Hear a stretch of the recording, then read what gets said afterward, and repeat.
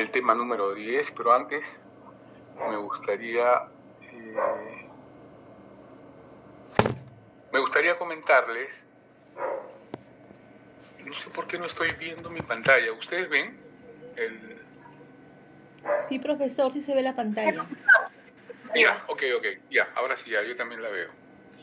Les decía que hoy, 18 de mayo, este es un breve paréntesis, celebramos el Día Internacional de los Museos en todo el mundo.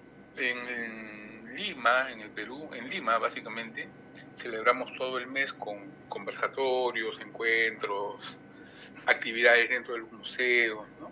Es el único país, me atrevería a decir, en el mundo que celebra todo el mes.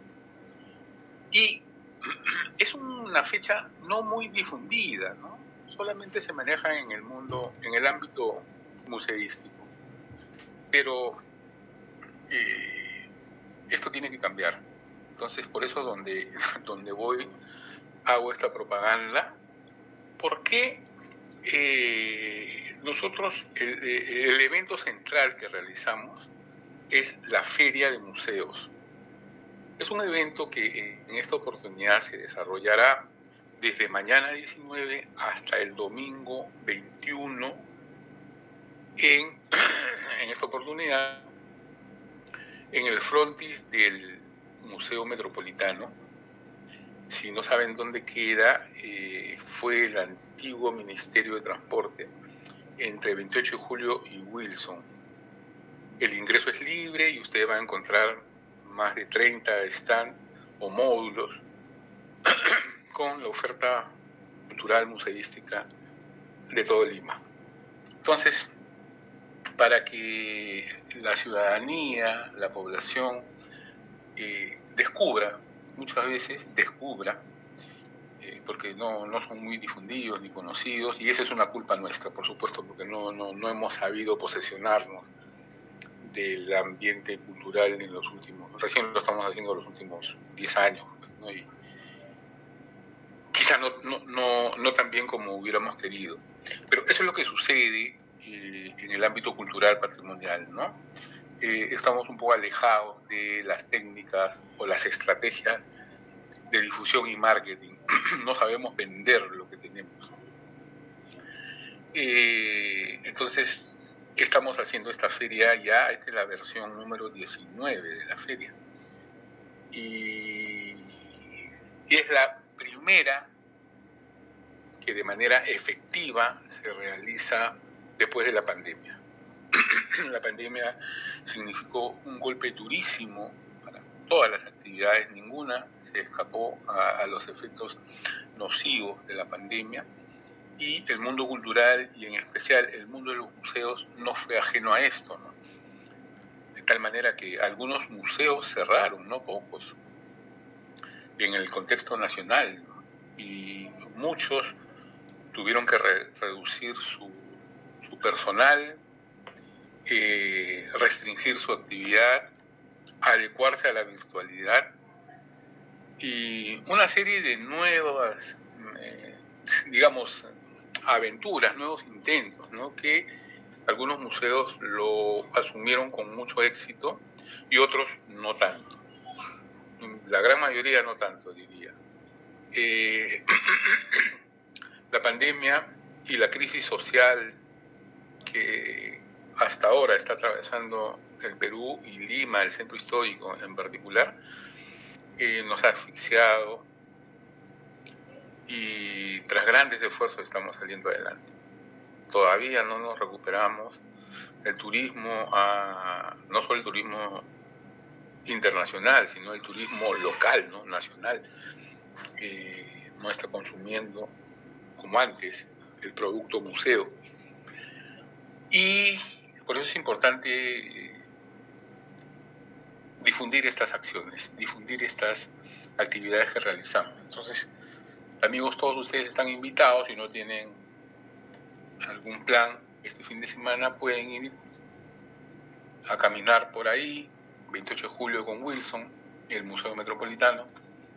Ahí vamos a estar en unos muchísimos stands, casi una treintena de museos. Va a haber también 3 stands de comidas. Va a ser una cosa bien simpática y realmente una fiesta. Ya, dicho esto, disculpen el autobombo, disculpen el cherry, pero hay que aprovechar cualquier espacio para difundir cultura, ¿no? Gracias por su atención. Entonces, dicho esto, hoy vamos a trabajar el tema número 10, continuando el desarrollo de los elementos que conforman el texto del documento diplomático. Veremos hoy 2 aspectos que quedaron pendientes, como son la exposición o la disposición, que es la disposición, ¿no?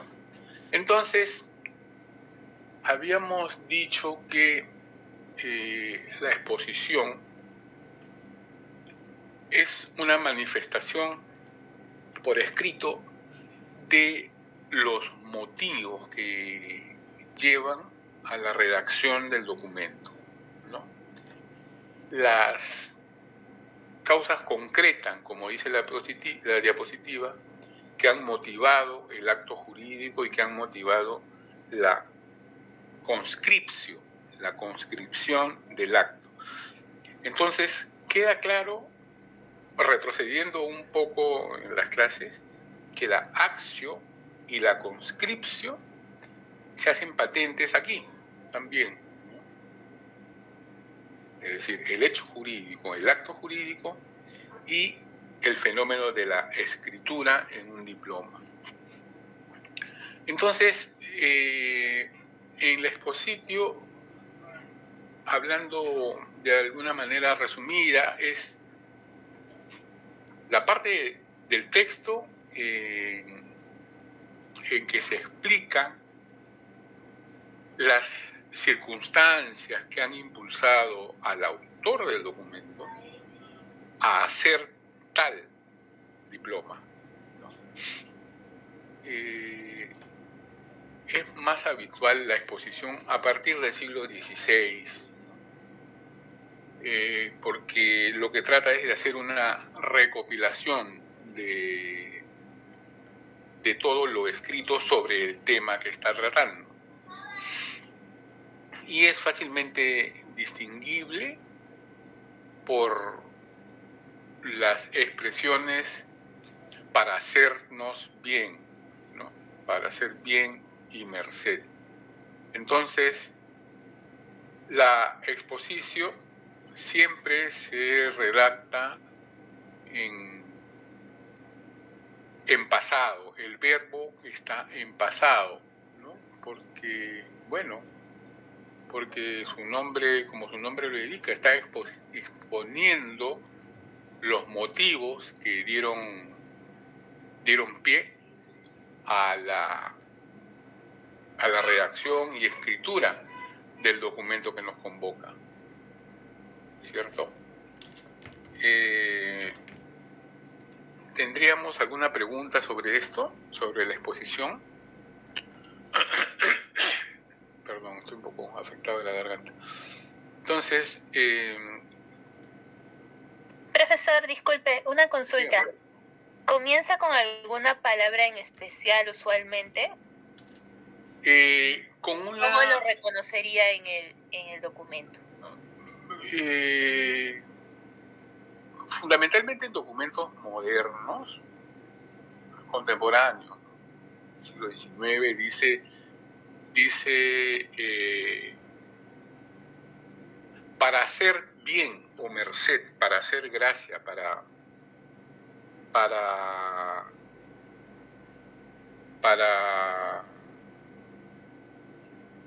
esperen, un ratito se me fue, para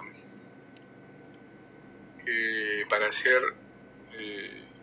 bien o gracia, para demostrar lo que a continuación voy a disponer, hago una revisión del estado de la cuestión. Entonces, a eso se refiere como cuando dice para haceros bien o merced, ¿no? Merced en la acepción de gracia, favor, privilegio, otorgar, ¿no? Una gracia, otorgar una merced. Eso es cómo podríamos reconocer la exposición. En los ejemplos que he traído, los vamos a ver con un poco de mayor detalle. Gracias, profe. No hay de qué, está muy bien. ¿Alguna otra consulta o un comentario? También lo podemos reconocer por la expresión más contemporánea, por cuanto, dice, ¿no? Por cuanto la ley 19073, expedida el 3 de enero de 1960, que especifica tal y tal cosa. Primer ítem. Segundo ítem. Por cuanto el gobierno central implementó o enriqueció o añadió o modificó la mencionada ley, siempre hablando en pasado, ¿no? Finalmente, después de toda esta exposición de motivo, dice decreto o por tanto, ¿no? Y ahí viene la disposición, las disposiciones, ¿no? Exposiciones, exposicio, pueden haber varias, ¿no? Pueden haber varias, o una, ¿no? Pero la cosa es ir describiendo el estado de la cuestión hasta el presente del documento. En cambio, la disposición o dispositio, como su nombre lo indica, es disponer como sinónimo de mandar, ¿no? Es sustancial. Esta parte es la que es donde se expresa el objeto mismo del documento, ¿no? ¿Para qué? El por qué ha sido redactado. Y además expresa, por ende, por añadidura, la voluntad del autor. Aquí se especifica la naturaleza y el tipo, la clase de documento que es, ¿no? Y todo esto parte de la acción jurídica, ¿no? Si retrocedemos en las clases, esta acción jurídica nace en la psiquis del autor, pero nace a partir de una iniciativa personal o de una rogatio, de un ruego, de una súplica, de un pedido del interesado o de los interesados en el asunto, ¿no? Entonces, quiero que vayamos tomando conciencia que todas estas fases, estos procesos y estos actores se conjugan para dar a luz el documento diplomático. Esa es la génesis documental. Y entonces, el meollo, el asunto, la materia de la génesis documental, el por qué nace ese documento, está aquí, en la disposición. Esta es la parte fundamental del texto. Pueden haber varias disposiciones que se complementan unas a otras.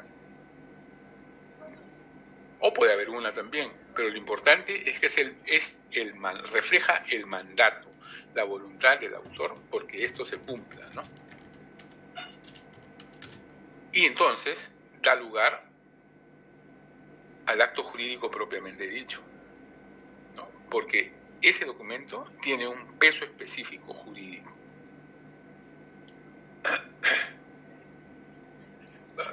Reconoce la existencia del acto jurídico, ¿no? Yo otorgo una merced, ¿cómo era? La alcaldía, ¿no? La alcaldesa a la señorita Paredes. Le entrego la alcaldía, pero eso no tiene efecto si es que yo no genero un documento que la haga valer como tal. Y ese documento es la concreción de un hecho jurídico, de un acto jurídico, ¿no? Que a partir del documento cobra una fuerza. Es la patente de sus derechos, pero también de sus obligaciones. Ese documento determina la naturaleza de ese nombramiento, el alcance de ese nombramiento y la modalidad. Bueno, ahí radica la importancia, la gran importancia, ¿no? Y el verbo utilizado está en presente. Está en presente. Y nos acerca a la naturaleza jurídica del documento. Y como aparece en la imagen, se reconoce que viene la disposición con las frases por ende, por tanto, ¿no? Y acá dice, seguida de un verbo que menciona la disposición. Por tanto, nos place o es nuestra merced o gracia mandar tal cosa, ¿no? O lo tuve por bien, mandamos, decretamos, prohibimos, vendemos, compramos, confirmamos. Hay que tener mucho cuidado con estas frases, ¿no? Que nos anuncian que viene la disposición. Muchas veces nos podemos confundir, ¿no? Entonces, esto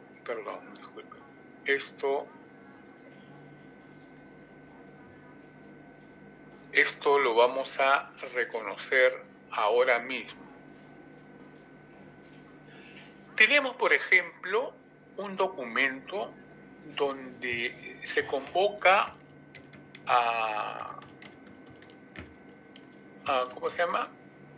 Al Congreso a reunirse, ¿no? A sesiones ordinarias. Entonces, ¿qué tenemos por aquí? Digamos que este es un diploma, tenemos un diploma donde este es un diploma un documento muy sencillo, ¿no? A ver, hagamos el intento.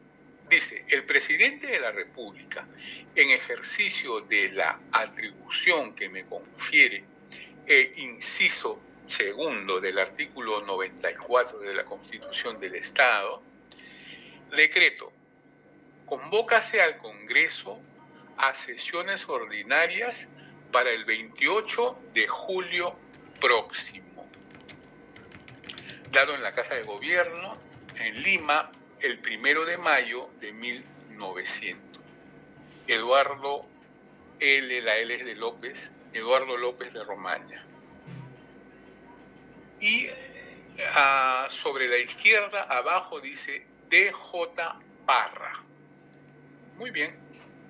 Y en el margen izquierdo hay una especie de apostilla que dice de 1 de mayo de 1900, convocando a Congreso Ordinario para el 28 de julio de 1900, ¿no? La D es de dado. Muy bien. Entonces, ¿qué tenemos por aquí? ¿Alguien puede describir este documento? ¿O quieren que lo haga yo y ustedes van a hacer los demás? Creo que lo voy a hacer yo. Dice en primer término, el presidente de la República, y esto es una indicación ¿de qué? De la intitulatio, ¿no es cierto? Es una intitulatio elemental, porque no dice yo, el presidente Eduardo López, no dice, perdón, yo, Eduardo López de Romaña, sino dice el presidente de la República. Entonces sabemos, nos está llamando la atención de que el presidente de la República va a emitir o va a comunicarse con los interesados. Pueden leerlo, ¿no? Está lo suficientemente grande. En ejercicio de la atribución que me confiere el inciso segundo del artículo 94 de la Constitución del Estado, esas dos líneas, ¿qué pueden ser? No pueden ser otra cosa sino, la exposición, ¿no? La exposición de motivos. Él está mencionando que sus atributos como presidente, conferidos y cita la ley la ley constitucional,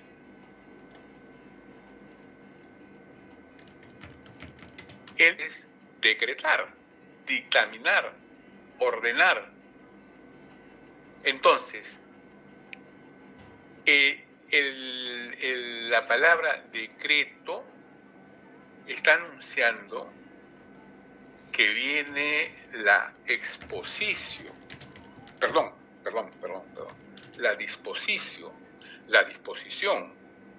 Entonces, antes de la disposición viene la exposición, que es la narración en pasado, en verbo pasado, de lo acontecido, en este caso, de la coyuntura que le obliga.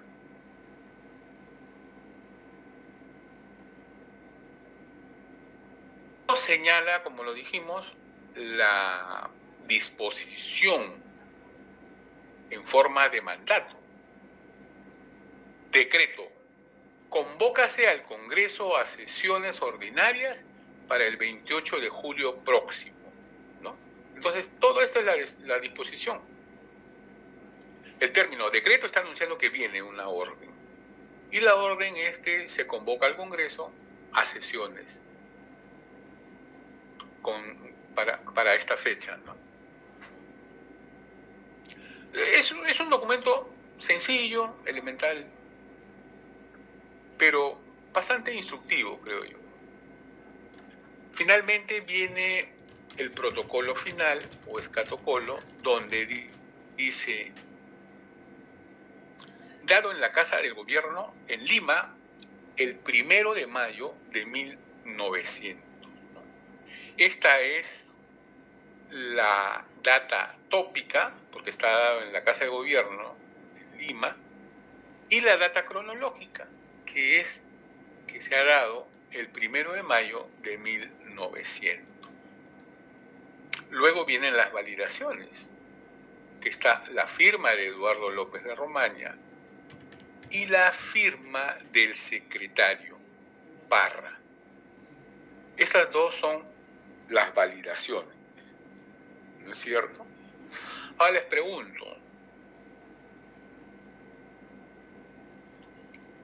¿qué tipo de invocación hay en este documento? ¿Alguien se atreve?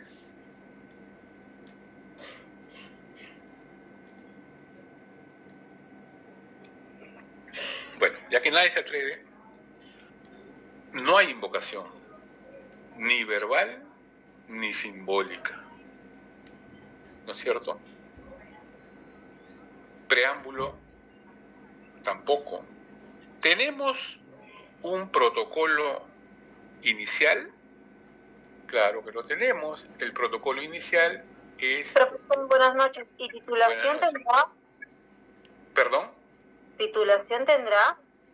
Intitulación, claro. Sí. La intitulación es el presidente de la República. Sí. Esta primera línea. Buenas noches, profesor, disculpe. No se preocupe, está muy bien. La idea es preguntar las dudas. Acá se van a absolver todas estas dudas. Está muy bien. Por eso estoy preguntando también si es que tenemos invocación. No hay invocación. Tenemos, decía preguntar si tenemos protocolo inicial. Claro que tenemos protocolo inicial. ¿Presidente de la República? Claro. El protocolo inicial tiene intitulación y y otros elementos más. En este caso es el presidente de la República.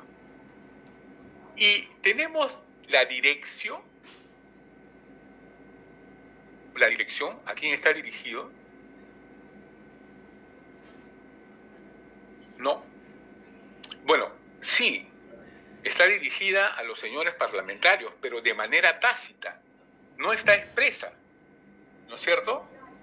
Entonces ustedes cuando hagan el análisis van a decir, está dirigido a los congresistas, porque lógicamente dice convócase al Congreso, en el decreto dice convócase al Congreso, ¿y a quién más va a convocar si no es a los congresistas, a los parlamentarios, ¿no?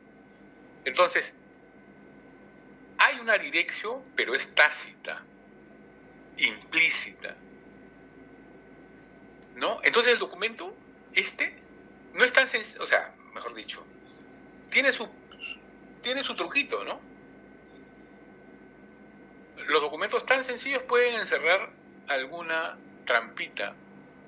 Entonces, como hemos visto en la teoría,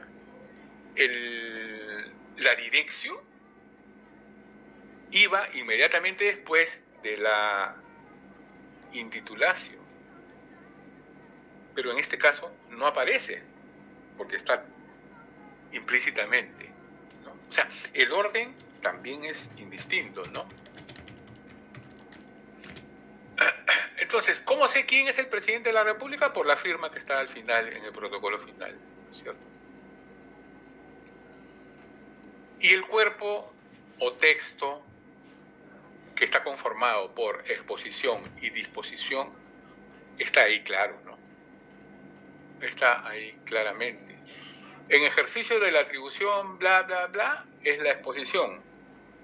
Y la disposición es decreto, convocas al Congreso, bla, bla, bla.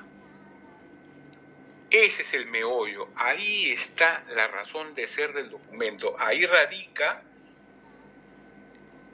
el hecho jurídico.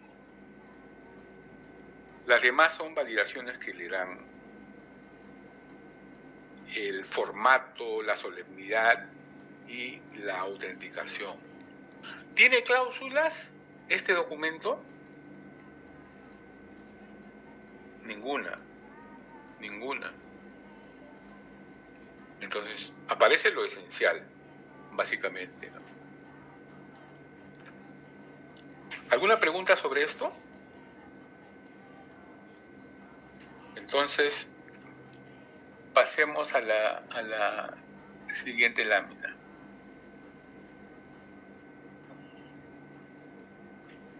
Sí se puede ver, ¿cierto?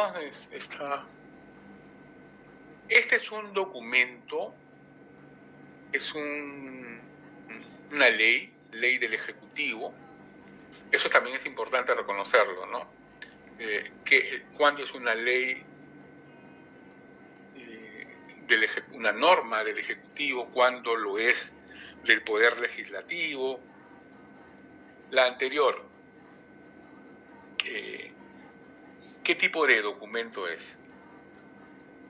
¿Del Legislativo, judicial, de registros públicos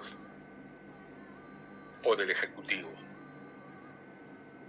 Es del Ejecutivo, ¿no es cierto? Porque lo está firmando el presidente López de Romaña.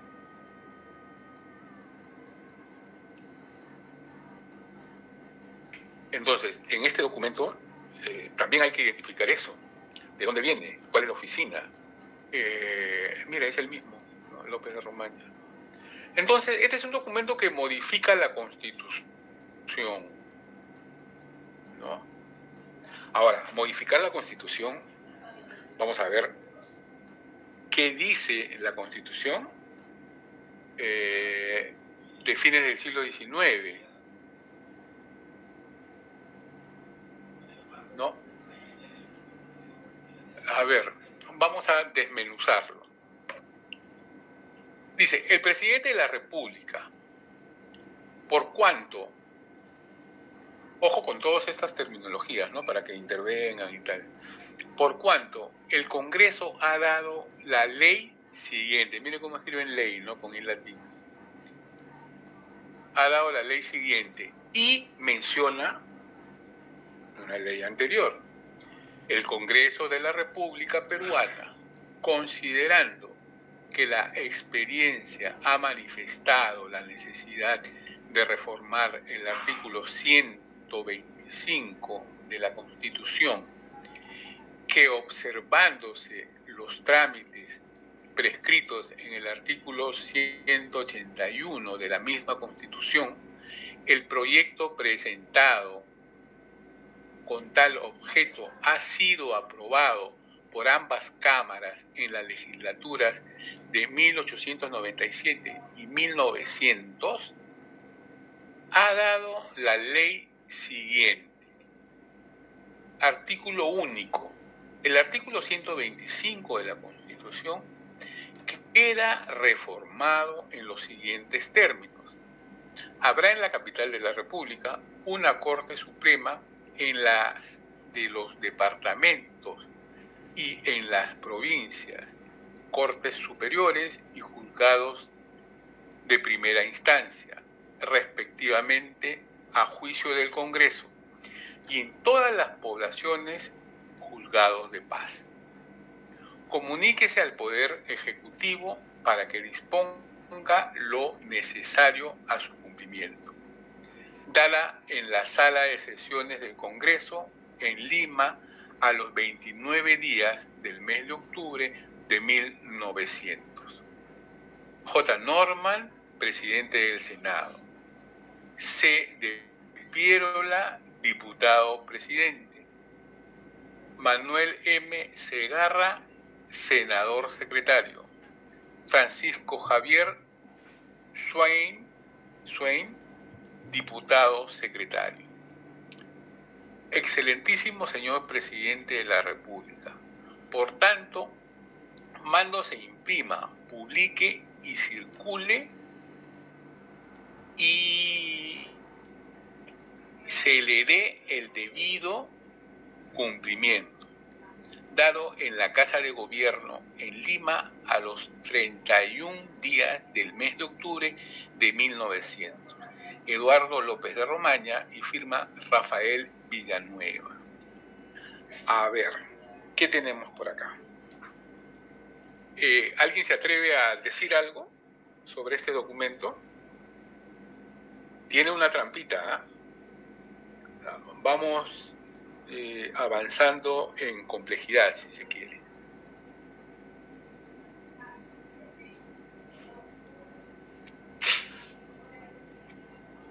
Bueno, vamos a ver entonces.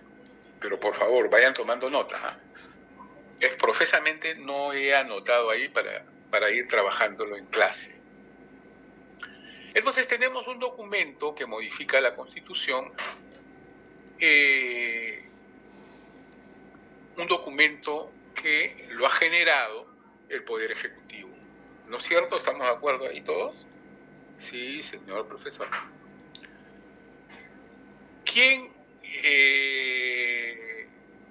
redacta el documento? El presidente. ¿Quién es el autor del documento?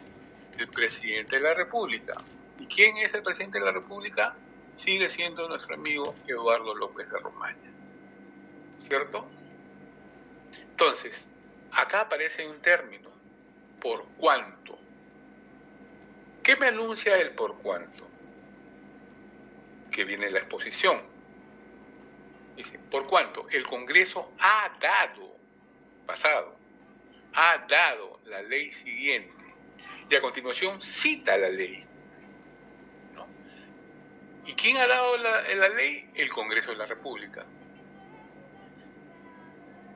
Al citar la ley se tiene que mencionarla completamente, de punta a cabo. El Congreso dice, considerando que la experiencia ha manifestado la necesidad de reformar la Constitución, ¿no? Además, que observándose los trámites prescritos en el artículo 131, el proyecto presentado con tal objeto ha sido aprobado por ambas cámaras, o sea, la de senador y diputado, en las legislaturas correspondientes al año 1897 y 1900, el Congreso ha dado la ley siguiente. Artículo único, se modifica la Constitución, ¿no? Queda reformada de tal manera que estipula que la Corte Suprema se establezca en Lima, ¿no? La Corte Suprema. En los departamentos y en provincias, Cortes Superiores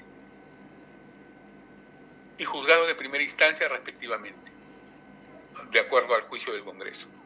Y en todas las poblaciones del Perú, juzgados de paz, letrados y no letrados. El Congreso dice, comuníquese al Poder Ejecutivo para que disponga lo necesario a su cumplimiento. Y ingresa su data toponímica, su data tópica, que es dada en la sala de sesiones del Congreso, en Lima, y además añade la data cronológica o data crónica, ¿no? A 29 de octubre de 1900. Y a continuación vienen las firmas de los representantes del Senado y de los representantes del de los diputados, lo cual le da validez a esta norma que ha presentado y aprobado el Congreso. Entonces, una vez aprobada esta norma, el Congreso le envía al Poder Ejecutivo para que lo valide, ¿no? Dice, excelentísimo señor Presidente de la República, por tanto, mando se imprima, publique y circule y se le dé el debido cumplimiento. Entonces, el presidente recoge lo sugerido por el Congreso y lo dice, ¿no? Y dónde y cuándo hace suyo el Poder Ejecutivo la propuesta del Congreso, ahí está la fecha, en Palacio de Gobierno, a 30 días de octubre, o sea, al día siguiente del año 1900. Y están las firmas que validan el documento. Entonces la pregunta, que no es tan complicada, pero había que leerlo con detenimiento. El autor del documento está, ¿cierto? ¿Cuál es la... ¿Tiene exposición? ¿Tiene preámbulo? No tiene preámbulo. ¿Tiene las otras partes del protocolo? No, solamente la intitulación. ¿Tiene dirección? ¿A quién está dirigido este documento? Sí, está dirigido al presidente de la República, profesor Eduardo L. de Romaña. ¿A quién está dirigido, perdón? Al presidente de la República, profesor. ¿Dónde se da cuenta de eso? Profesor, cuando dice, por tanto, es el señor presidente de la República, por tanto, mando se imprima, publíquese y circule, y le dé el debido cumplimiento. Ya, todo ese párrafo. ¿Está usted seguro? ¿Alguien puede decir lo mismo o lo contrario? Profesor, ¿podría ser el párrafo que indica comuníquese al Poder Ejecutivo para que disponga lo necesario a su cumplimiento? Ajá, está bien, me equivoqué. No. Con una pena lo hice, me equivoqué, está bien, me equivoqué. Y acto seguido cae. No, está muy bien. A ver, vamos a desmenuzar esto, ¿ya?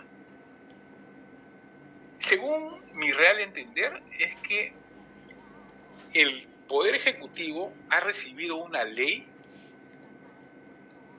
A ver, ¿cómo funciona? El Congreso propone leyes, el Ejecutivo las puede rechazar o las puede aprobar. En este caso, el Congreso ha propuesto una ley y el Ejecutivo la hace suya y ordena que se imprima y se publique, porque si no se publica no hay nada, ¿no? Y circule y se le dé el debido cumplimiento. Entonces,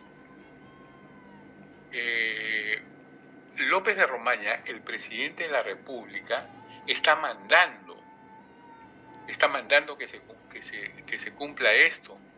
Aquí está el Romaña, lo que hace es citar una propuesta de ley aprobada en el Congreso que ha sido elevada a su despacho para que él vea la conveniencia de aprobarlo, ¿no? Pero y él decide aprobarlo. Cuando decide aprobarlo, ¿a quién lo dirige? ¿Cuál es la dirección? Es a todos los peruanos, ¿no? Es a todos los peruanos. No sé si me dejé entender. Porque es sencillo el documento, pero dentro de su sencillez hay cierta complejidad. ¿No es cierto? Entonces, Romaña dice, ok, a ver Senado, a ver Congreso, me das tu ley. Yo la reviso y dije, perfecto, entonces la acepto y publico en El Peruano, diario de circulación nacional y oficial. Entonces todo el que lee, se supone que toda la ciudadanía, los colegios profesionales, todo el Perú, se tiene que enterar que esta es una ley aprobada, elevada por el Congreso, a iniciativa del Congreso, y el presidente la ha firmado, la ha suscrito y la ha hecho norma, ¿no es cierto? Todo lo demás puede pasar por alto, pero el hecho jurídico es ese, que el presidente ha aprobado una ley que manda que se modifique la Constitución. Porque si solo nos quedamos en el Congreso, esa ley no tiene, aquí, en 1900, no habría tenido repercusión alguna, ¿no? La tiene que firmar el Ejecutivo. No tiene publicación, profesor, y por lo tanto no se hace efectiva. Sí tiene publicación, porque el presidente dice, manda. Y ese, por tanto, es la disposición de López de Romaña. Él manda que la ley que le ha dado el Congreso se imprima, se publique y circule. No, creo que me he explicado defectuosamente. López de Romaña recibe una ley del Congreso por la cual se modifica la Constitución. Y entonces López de Romaña dice, ok, mando entonces que esta ley se cumpla, se publique y que circule. Porque sin esa autorización de Romaña, esa ley no hubiera tenido ningún efecto. ¿Es así o me equivoco? Profesor, pero cuando, mire, disculpe, yo lo quiero tomar de otra manera, no sé, está coherente. Cuando hay una ley, el Congreso propone esta ley, ¿no? Ya, considerando ya modificación del artículo 1, está bien, firman al costado, ¿no? Los integrantes del Congreso, perfecto. Ellos comunican al excelentísimo señor presidente de la República, ¿no? Comunica, mire, al excelentísimo, ahí está el detalle, profesor, porque, no, por tanto, mando sin prima. Perdón. Es una cosa. Esa es.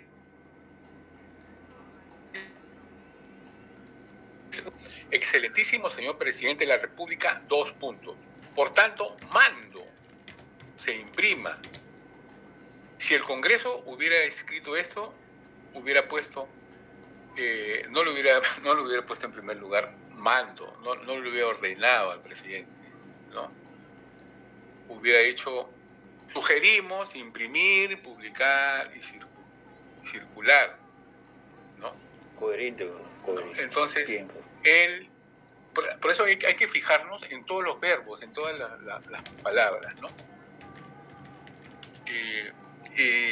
Ahí radica la trampita, ahí radica la no dificultad, sino demanda estar atentos, ¿no? Demanda estar muy sobre aviso de todo lo que se dice. Más aún en estos términos legales, que también en los contratos privados, en los documentos privados hay términos legales o expresiones legales que nos pueden llamar a la confusión. Este documento A vuelo de pájaro uno puede decir, ya, las rúbricas son de J. Norman, C. de Pierola, ya, esa es la validación. No, esa es la validación del documento del Congreso, ¿no? Eso me indica que el Congreso en pleno lo ha aprobado y ha dicho que sí, pero la validación de la ley es Eduardo López de Romaña y Rafael Villanueva. ¿Cuál es la data? La que dice el Congreso, dada en la sala de sesiones del Congreso en Lima a 29 días del mes de octubre de 1900, o dado en la Casa de Gobierno de Lima a 30 días del mes de octubre de 1900. ¿Cuál es la data? ¿No? En el protocolo final. ¿Cuál sería el protocolo final? Lo último. Porque esa data y fecha la pone Eduardo. 31. No, sí, tienes razón, 2 días después. Eso es, ¿no? Eso es lo que firma Romaña o su secretario. Firme consentido.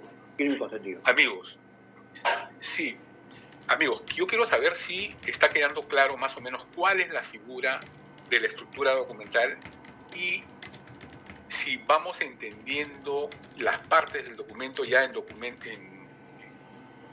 valga la redundancia, en documentos de esta naturaleza, ¿no? Si no se entiende, seguimos. No a la primera o la segunda, tercera, quizás no se entienda porque van a haber otras complicaciones. Si ustedes me permiten, pasamos a otro documento, que es un poquito más delgado, pero interesante. Creo que este no se ve bien, ¿no? ¿Quieren que lo agrande o está bien así? Agrándelo, señor profesor. Agrándelo, profe, se ve muy chiquito. Ya, ahí. Sí, gracias. Ya. Este es un documento en verdad muy interesante. Es la traslación el traslado, de los restos del almirante Grau, ¿no? La repatriación. Dice, Dirección de Gobierno. Esta es la oficina que emite el documento. ¿A nombre de quién? El presidente constitucional de la República. Esa es la intitulación. Y de frente viene considerando que es, ¿qué cosa es? La exposición, ¿no? El estado de la cuestión. ¿Qué dice? Primero, que por la ley de 28 de octubre, oye, tenemos una fijación con octubre, ¿no? Mira este documento también. 28 de octubre de 1879, el año de la guerra, ¿no? Del Pacífico. Se dispuso la traslación de los restos del contraalmirante. Miren, era contraalmirante, luego pasó a ser almirante, o sea, póstumamente, ¿no? Y se retira el cargo. Del contraalmirante Grau y sus heroicos compañeros a esta capital, para ser depositados en un mausoleo erigido a nombre de la nación. Segundo, que los mismos motivos de gratitud nacional que inspiraron la recordada ley existen con respecto a los que heroicamente murieron también en las jornadas militares del ejército durante la campaña con el enemigo extranjero. Y tercero, que es deber imperioso del gobierno honrar solemnemente los restos de aquellos valerosos combatientes para perpetuar la veneración del Perú hacia la memoria de tan preclaros ciudadanos. Digamos que hasta ahí va la exposición, ¿no? Porque ha mencionado una legislación anterior sobre el tema, luego los motivos de gratitud nacional y el deber del gobierno que tiene por honrar, ¿no? Y a continuación viene la disposición, y aquí está clarísimo, porque dice, se dispone. ¿Qué cosa? Se dispone, el gobierno ordena lo siguiente. Primero, nómbrese comisionados que trasladen a esta capital los restos del contraalmirante Grau, que yacen en el cementerio de Santiago, en Chile. Los del comandante Aguirre, segundo del Huáscar, y los de sus subordinados que se encuentran en Mejillones de Bolivia. Los del comandante Espinar y otros en Iquique. Los de los que sucumbieron en las batallas de Tarapacá, Alto de la Alianza y Defensa de Arica, que reposan en la iglesia del mismo puerto y diversos lugares, y los de los combatientes de Huamachuco en la provincia de este nombre. Segundo, por el Ministerio de Guerra y Marina se dispondrá que zarpen con tal fin al sur el crucero Lima y al norte el transporte Santa Rosa.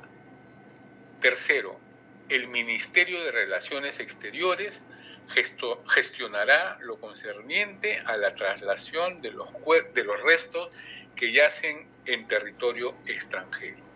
Cuarto, el Ministerio de Justicia y Beneficencia hará preparar en el Panteón de Lima un receptáculo decoroso para guardar provisionalmente las cenizas de los héroes mientras el gobierno erige el mausoleo decretado por la memorada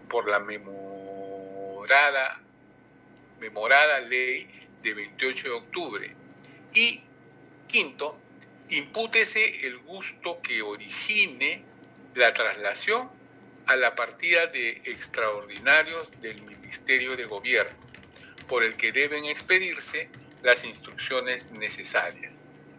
El mismo ministerio queda encargado de hacer cumplir este decreto y de comunicarlo a quienes corresponda. Dado en la Casa de Gobierno, en Lima, a los 3 días del mes de junio de 1890. Andrés Avelino Cáceres. Y su secretario Guillermo Ferreiros. Entonces, ¿quién es el presidente? Cáceres, ¿cierto? Sabemos cuál es la intitulación. El presidente constitucional de la República, Andrés Avelino Cáceres. ¿Y cuál es la dirección? ¿A quién está dirigido? A ver, está dirigido, es un mandato a oficiales de menor rango. En este caso está indicando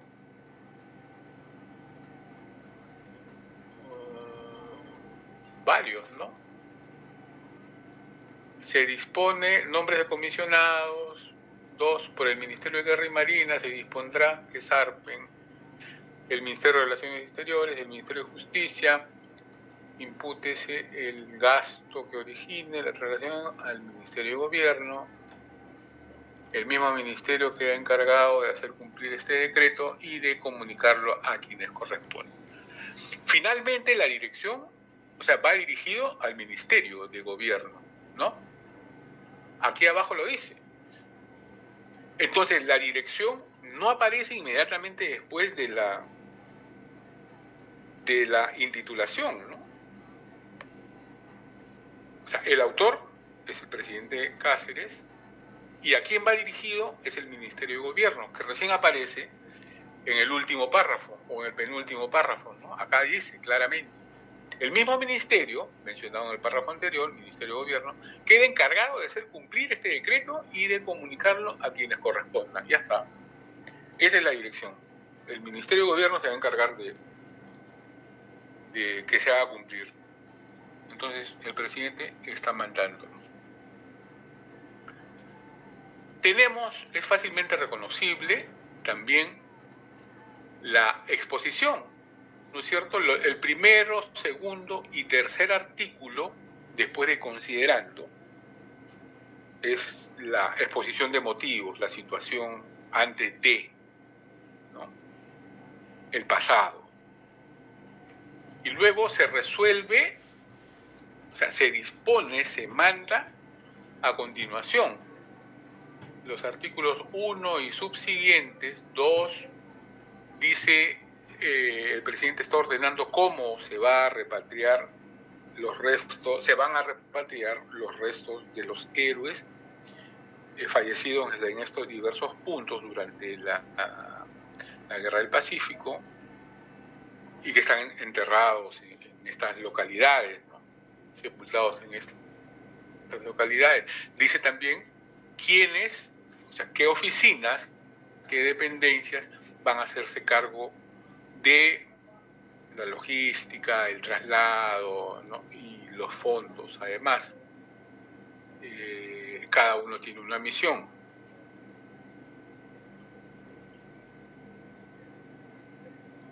Pero encontramos cláusulas, es decir, cláusulas que van a determinar la correcta implementación de esta ley, que le van a dar factibilidad al documento. Y yo solo encuentro una. Dice, en el penúltimo párrafo, dice, el mismo ministerio queda encargado de hacer cumplir este decreto y de comunicarlo a quienes corresponda. Como hemos dicho, este párrafo encierra la dirección, a quién está dirigido. Pero a su vez también es una cláusula corroborativa, salvo mejor parecer, amigos, ¿no? Es una cláusula corroborativa que está asegurando el cumplimiento de la ley.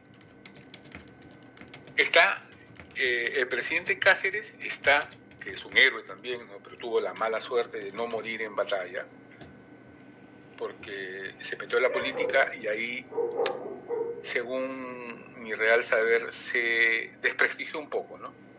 La política a uno lo embarra, lo termina al fin, actividad de políticos, de seres humanos. Si Cáceres hubiera muerto en batalla, pues hubiera sido el héroe, así a la par con Grau, con Bolognesi, ¿no? Pero para mala suerte de su futuro, se dedicó a la política, llegó a ser presidente, pero ahí también tomó algunas malas decisiones que empañaron un poco su figura, ¿no? Lamentablemente. Por eso digo, aunque sea un crudo, que lamentablemente no murió en batalla. Bueno, entonces, Cáceres, como presidente, trata de proteger esta ley, de hacerla efectiva, dando esa cláusula, ¿no? Cláusula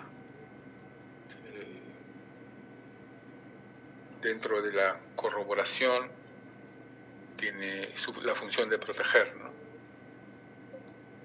Eso según parece el documento. Y el protocolo final está conformado por la data tópica y la cronológica y además las firmas y validaciones. ¿Tienen alguna pregunta, alguna consulta sobre este documento? ¿Algo que aclarar? Es un poco más extenso que los vistos anteriormente, pero no es tan complejo. Pero ya están apareciendo otros elementos, como las cláusulas, por ejemplo, ¿no? Muy bien. Si no hay preguntas o sugerencias, vamos a la otra. Aquí creo que también lo agrando, ¿no? ¿O está más claro? Ya. Entonces, acá tenemos un documento de se nombra como presidente a don Remigio Morales Bermúdez, un militar también. Dice, el presidente de la República, ¿qué hora es? 9:25, ¿no? Ya, estamos a tiempo. El presidente de la República, por cuanto el Congreso ha dado la ley siguiente. Ya, esto nos suena familiar. Entonces, a continuación cita, el Congreso de la República Peruana, considerando, y cita la ley, que verificado el escrutinio de los votos contenidos en las actas electorales aprobadas por el Congreso, resulta que el ciudadano, don Remigio Morales Bermúdez, ha obtenido la mayoría absoluta que la Constitución exige para la proclamación de presidente de la República. Y, segundo, que el expresado ciudadano reúne todas las cualidades designadas por el artículo 79 de la Constitución, ha dado la ley siguiente. ¿Quién? El Congreso, ¿no? Artículo único. La nación ha elegido y el Congreso proclama presidente constitucional de la República al ciudadano don Remigio Morales Bermúdez para el periodo legal que empezará el 10 de agosto del presente año y terminará en igual fecha del año 1894. Comuníquese al Poder Ejecutivo para que disponga lo necesario a su cumplimiento. Dada en la sala de sesiones del Congreso en Lima a los 2 días del mes de agosto de 1890. Firma Manuel Candamo, presidente del Congreso, MJ Pinzás, secretario del Congreso, Daniel Ureta, secretario del Congreso, al excelentísimo señor presidente de la República. Por tanto, mando se imprima, publique y circule y se le dé el debido cumplimiento, dado en la Casa de Gobierno en Lima a los 4 días del mes de agosto de 1890. Andrés Avelino Cáceres, el presidente, y firma Guillermo Ferreiros. Este documento es exactamente igual al visto anteriormente, ¿no es cierto? Entonces, fácilmente sabemos ahora a quién está dirigido, cuáles son las firmas que validan el documento, cuál es la disposición y cuál es la exposición. ¿No es cierto? ¿O me equivoco y ustedes tienen algo que decir? Si fuera así, es el momento. Está claro. El silencio otorga. Entonces eso quiere decir que no hay duda. Pero pasemos ahora a un ratito desmenuzar otro documento. Me temo que, bueno, vamos a hacerlo rápido, ¿ya? Este es la creación de un batallón de reserva en el periodo de la época de la guerra con Chile. ¿Ahí está o necesitan que lo agrande más? Vamos a agrandarlo más, de acuerdo al clamor popular. Gracias, profe. No se preocupe. Dice, Nicolás de Piérola, jefe supremo de la República y protector de la raza indígena. Esta expresión dice mucho, ¿no? Porque Piérola, en un momento determinado, frente al caos que existe por la invasión de los chilenos, por la guerra con Chile y tal, toma las riendas del gobierno. Y además, el califa, ¿no? Le decían el califa. Un hombre, además, rodeado de una mística tremenda. Para algunos, el mejor presidente de los últimos 150 años. En fin, eso es discutible, no estamos acá para discutir esos puntos. Pero miren con estos adjetivos, ¿no? Protector de la raza indígena, además de jefe supremo, es protector de la raza indígena, o sea, el perfil que él mismo se autoproclama, ¿no? Eso dice mucho de la figura pública, de la figura del político. Por cuanto organizada la Reserva de Lima, por eso se llama Parque de la Reserva, porque en ese espacio de la Hacienda Santa Beatriz se entrenaban a los batallones reservistas para la defensa de Lima. Organizada la Reserva de Lima, es necesario determinar el personal de que debe constar la de cada uno de los demás departamentos. Decreto. El presidente decreta. Bueno, no era presidente, no era jefe supremo. Organízase, dice, la reserva de cada departamento en la forma siguiente. Comandancia en jefe, un comandante en jefe. ¿No? Están nombrando los cargos, ¿no? Un secretario, un amanuense y 2 ayudantes.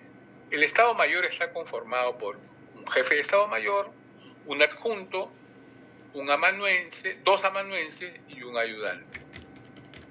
Sección del Servicio General, un jefe, un amanuense, la sección de Fuerzas Urbanas, un jefe y un amanuense, la sección de Fuerzas Rurales, un jefe, un amanuense, la sección de Administración, un jefe adjunto, un amanuense y un ayudante, y la sección de Contabilidad, un jefe, un pagador y 2 amanuenses, ¿no? Hasta ahí estamos organizando administrativamente el batallón de reserva que va a defender Lima de la invasión de los chilenos, ¿no es cierto? Muy bien.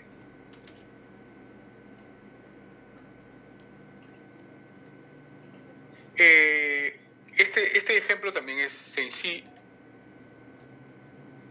No, esta parte no la leí, ¿no? Y acá continúa con la sección de ingenieros, un jefe, un amanuense y dos adjuntos y un amanuense. Así, sección de justicia, comandancia general de división y de tal divisionario. Dado en la Casa de Gobierno en Lima el 1 de septiembre de 1880, Nicolás de Piérola y Miguel Iglesias, que era el secretario, que luego Miguel Iglesias se va a ir al norte a fundar otro gobierno que va a pactar con los chilenos en Tratado de Ancón, pero eso sucede más adelante. Y la firma de todo este documento se hace el 28 de agosto de 1880, por convenir al mejor servicio, dice, ¿no?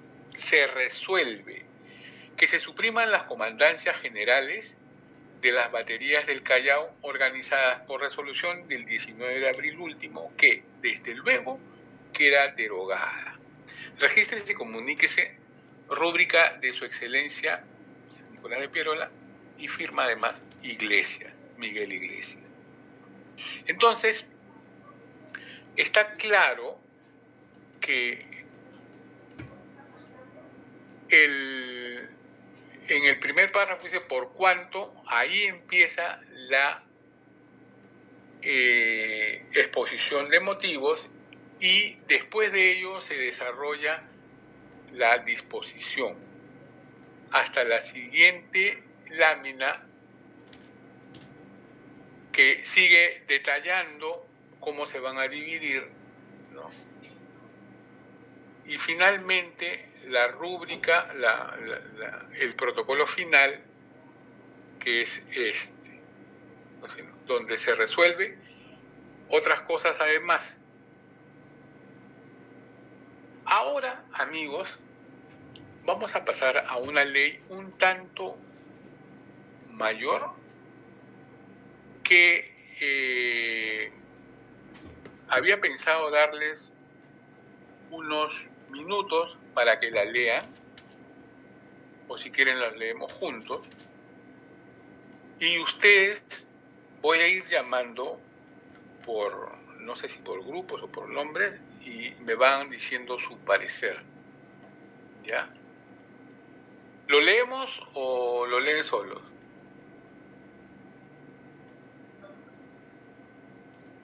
¿Hola? ¿Están despiertos todavía? Con usted, profe. Ya, conmigo. Vamos ahí. Entonces, esta ley trata sobre implementación de la ley de ferrocarriles, ¿no? Como acá está el título de la ley. Ley de la Empresa Nacional de Ferrocarriles S.A., ENAFER, ¿no? Sociedad Anónima. Decreto legislativo número 102. Es un decreto legislativo, ojo. El presidente de la República, vamos a agrandar un poco más. El presidente de la República, ¿por cuánto? La exposición. El Congreso de la República, de conformidad con lo previsto en el artículo 188 de la Constitución Política, por ley número 23230, promulgada el 15 de diciembre de 1980, ha delegado en el Poder Ejecutivo la facultad de derogar o modificar la legislación expedida a partir del 3 de octubre de 1968, entre otras materias, sobre la reorganización, competencia y funcionamiento de los ministerios y empresas públicas, con el voto aprobatorio del Consejo de Ministros, ha dado el decreto legislativo siguiente: Ley de la Empresa Nacional de Ferrocarriles, Sociedad Anónima. Disposición preliminar. Transfórmase la empresa pública ENAFER Perú, estatuida por el decreto ley número 195/38, en una empresa de propiedad exclusiva del Estado, sujeta al régimen legal de las personas jurídicas de derecho privado y organizada como una sociedad mercantil. Título 1. De la denominación, objeto, duración y domicilio. Artículo 1. La razón social de la... ¿qué pasó? Caramba. Esperen un segundo, no sé qué ha pasado. Se me ha...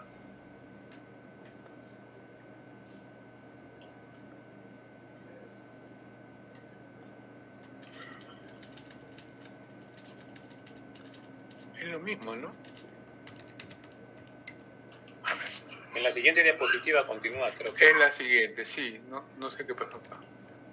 Entonces vamos acá. Entonces,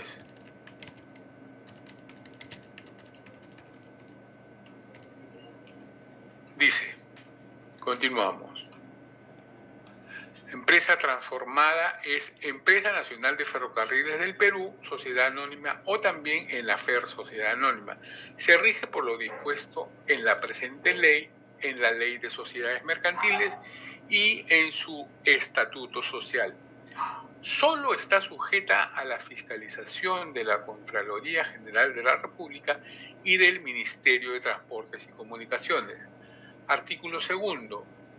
El objeto social de ENAFER es la prestación de servicio de transporte con particular dedicación al transporte ferroviario y actividades conexas y complementarias, así como la construcción de las obras y adquisición e instalación de las maquinarias y equipos necesarios.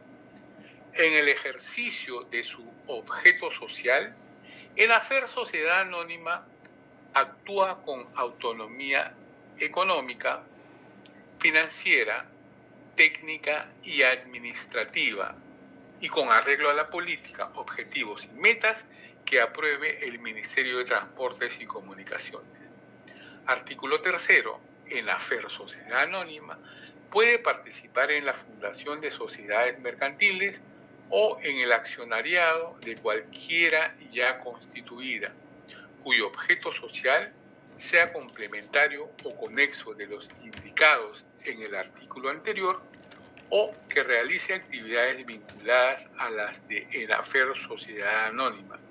También puede establecer en cualquier lugar del país o del extranjero las empresas afiliadas, sucursales, agencias u oficinas que sean necesarias para el cumplimiento de su objeto social. Artículo 4. ENAFER Sociedad Anónima tiene duración indefinida y su domicilio es la ciudad de Lima.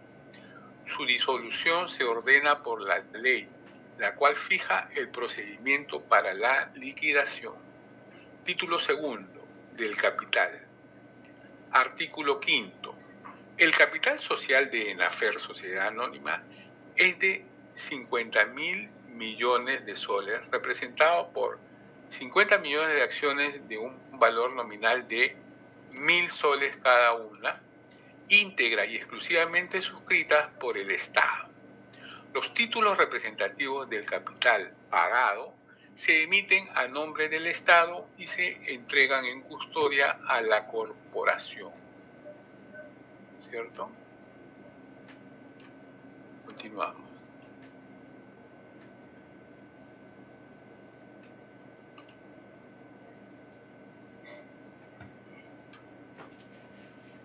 Es extenso esto, ¿ah?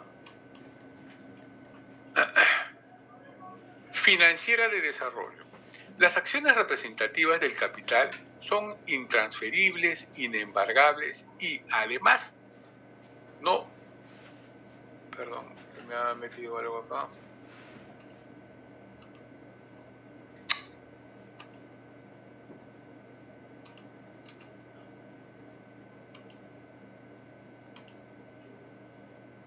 A ver, ¿dónde nos quedamos? Financiera de desarrollo. Las acciones representativas del capital son intransferibles, inembargables y además no pueden ser objeto de prenda ni usufructo.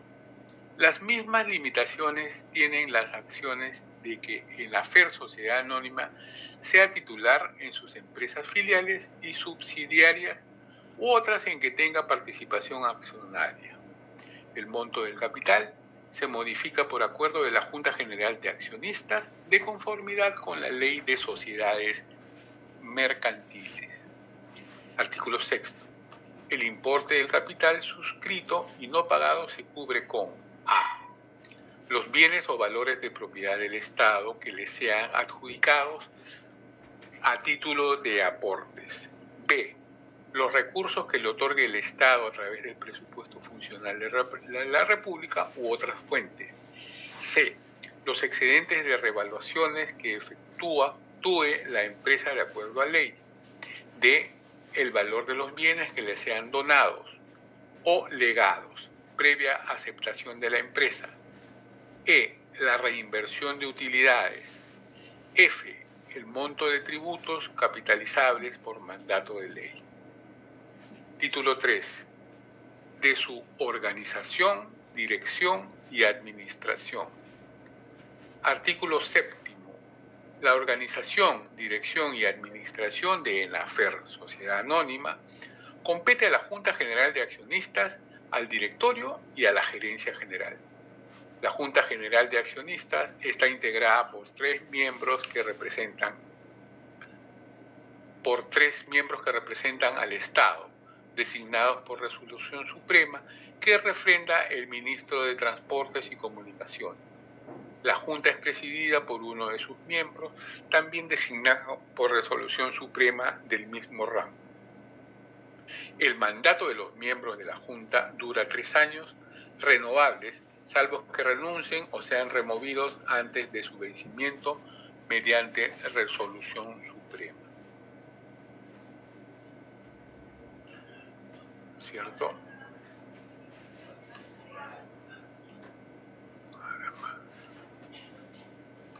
Veamos ahora la continuación. Tengan paciencia.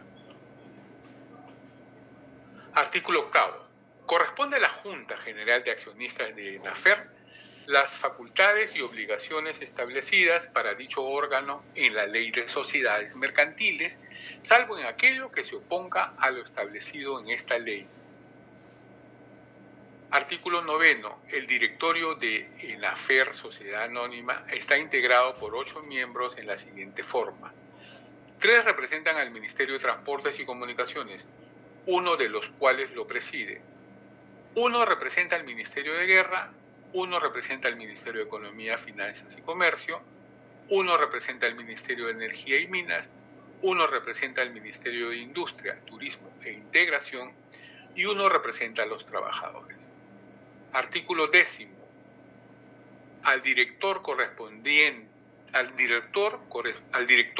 corresponden las facultades que atribuye a dicho órgano la Ley de Sociedades Mercantiles. 11. La remuneración anual de los miembros de la Junta General de Accionistas es equivalente a 24 sueldos mínimos vitales mensuales, fijados para la actividad industrial y comercial en la provincia de Lima, vigentes en el momento del pago. La remuneración de los miembros del directorio es fijada en el estatuto de la empresa. Artículo 12. El presidente del directorio puede ser miembro de la Junta General de Accionistas. Es designado por resolución suprema refrendada por el Ministerio de Transportes y Comunicaciones. El director que representa a los trabajadores es un trabajador estable de la empresa. Es elegido por los servidores de ENAFER Sociedad Anónima mediante votación universal, directa y secreta. No hay reelección para un periodo inmediato siguiente. Los demás directores son elegidos por la Junta General de Accionistas. Para tal efecto, cada una de las dependencias del Estado indicadas en el artículo 9 propone a la Junta una terna simple integrada por personas naturales idóneas por cada uno de los representantes que le corresponde acreditar. No pueden ser miembros del directorio los incursos en las causales previstas en el artículo 156 de la Ley de Sociedades Mercantiles, con excepción de la contenida en el inciso 4 de dicho artículo. Tampoco puede ser miembro del directorio el trabajador que sea elegido para cargo directivo en organizaciones sindicales de trabajadores de la empresa mientras dure su mandato. Los directores están impedidos de realizar gestiones comerciales y de contratar la prestación de servicios no personales para ENAFER Sociedad Anónima o para las empresas en las que aquella tenga participación accionaria. Tal limitación alcanza a las empresas en las que los directores fueren socios, asociados o empleados. Artículo 13. El gerente general ejerce la representación legal de la empresa, es el mandatario del directorio y dirige, coordina y controla la acción de los demás órganos de la empresa. Es nombrado y removido por el directorio. El gerente general puede ser miembro del directorio. Título 4 del régimen económico, financiero y tributario. Artículo 14. La formulación, aprobación, ejecución y control del presupuesto y estados financieros de ENAFER Sociedad Anónima se rigen por las disposiciones sostenidas en la presente ley y en la Ley de Sociedades Mercantiles y en el Estatuto Social. Artículo 15. Además del financiamiento que puede recibir de las entidades financieras del Estado, ENAFER Sociedad Anónima está facultada para obtener, con arreglo a la legislación aplicable, recursos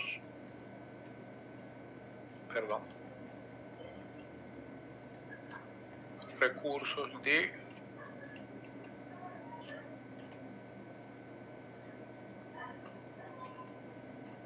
Profesor, disculpe, faltan 5 minutos para que acabe la clase. Sí, lo que vamos a hacer es lo siguiente. Me he demorado mucho en algunos puntos. Ustedes, por favor, van a completar la lectura, pero con detenimiento del documento. Y el próximo miércoles vamos a conversar por grupos, ¿ya?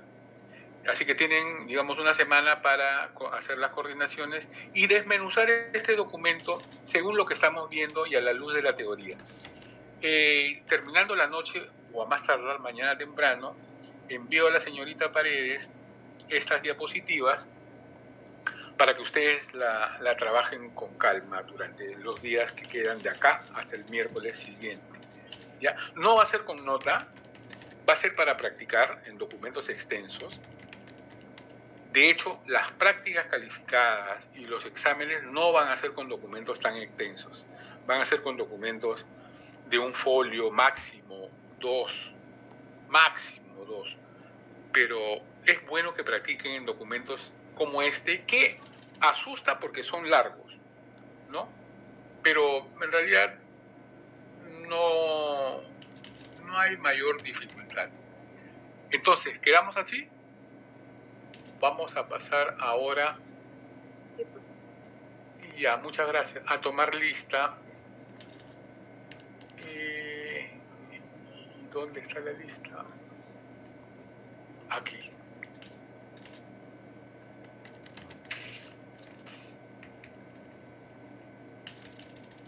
Casi décima.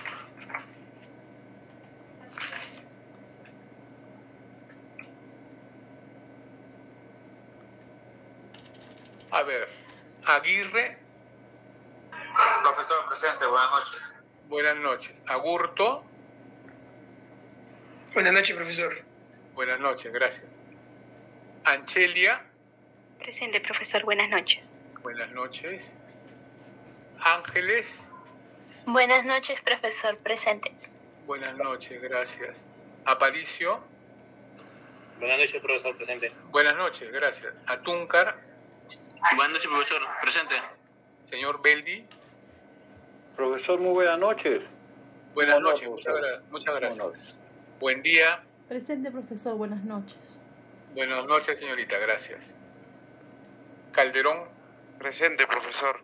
Buenas noches. Gracias. Buenas noches. Calla. Profesor, buenas noches, presente. Buenas noches, señor Calla. Señor Campos. Buenas noches, profesor. Presente. Buenas noches, gracias. Capristano. Presente, profesor. Buenas noches. Gracias, buenas noches. Córdoba. Espino. Buenas noches, profesor. Presente. Disculpe, profesor, presente, profesor Córdoba. Córdoba, señor, buenas noches. Disculpe. No se preocupe. Gutiérrez. Buenas noches, profesor, presente. Buenas noches, señorita Gutiérrez, gracias. Guamaní. Buenas noches, profesor, presente. Buenas noches, gracias. Lescano. Buenas noches, profesor. Presente. Señorita Lescano, gracias. Mirano. Presente, profesor, buenas noches. Muchas gracias, señorita. Muñoz.